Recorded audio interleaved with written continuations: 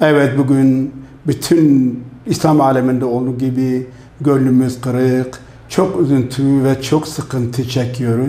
Çünkü 38 günden beri İsrail Siyonizm devleti, İsrail terör devleti her zaman olduğu gibi Filistin'i, Gazze'yi ablukaya almış, çoluk çocuk, yaşlı genç demeden bütün Gazze'yi yerle bir etmiş ve demedi dünyanın gözü önünde en acımasız bir şekilde, vahşi bir şekilde Müslümanları katletmektedir.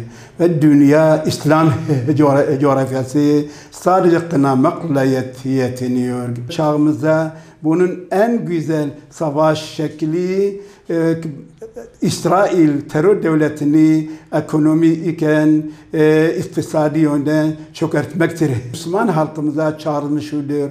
Aman lütfen kimse İsrail maline yeltenmesin. Bizden bu geliyor şu anda. Şu anda bir küfür, İslam, Kur'an ve hak ve batıl mücadelesi veriliyor.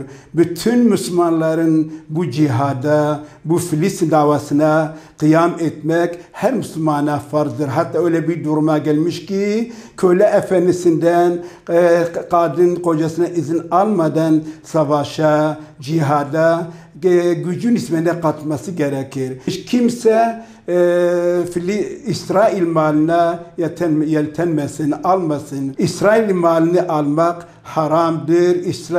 İsrail'e güç vermektir ve İsrail'i çökertmenin tek yolu bugün onun ekonomisini çökertmektir.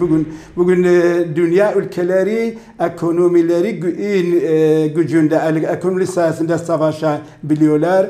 Eğer biz bu kafir İsrail, Amerika ve işbirlikçilerin çökmesini, yok olmasını istiyorsak onların bütün mallarını evimizden, ailemizden, çoluk çocuğumuzdan giyimi olsun, gıdası olsun, temizlik maddeleri olsun, her türlü malını boykot etmemiz lazım ve bir Diyanet Senbat şubesi olarak şiddetli bir şekilde bu mel'un devletinin malını, bütün malını boykot ediyoruz ve halkımızı bu İsrail malinden uzak durmaya çalışıyoruz.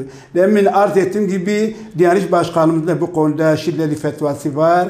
Alan kişinin günah işlediğini ve bu konu haram işlediğini konuda fetva verirler. Bir Müslüman olarak, bir İslam ferdi olarak, bir insancıl yönümüz olarak bunu şiddetli bir şekilde boykot etmemiz, İsrail mallarına karşı tavır almamız son derece önemli ve bu şekilde ancak Allah katında vebalden, sorumluluktan belki bir nebze olsun kurtulma imkanımız olur. Aksi halde hepimiz bu konuda son derece mesulüz.